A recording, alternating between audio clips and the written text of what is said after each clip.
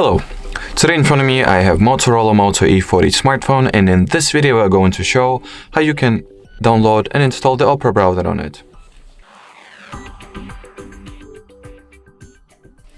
So first of all, open up the Google Play Store. At the search bar type in Opera, just like so. Once the needed app is found, click on this green install button and wait for the Opera browser to be downloaded and installed respectively. Now we can launch and set up the Opera.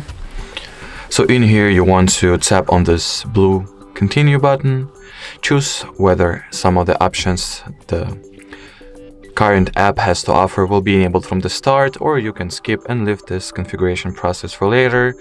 I'll enable ad blocking, enable tracker blocking, and skip setting Opera as my default browser step. Finally, at the final page, should I say, you are able to either customize the permissions and accesses that you're going to grant to Opera, or allow everything that it needs and start using the browser.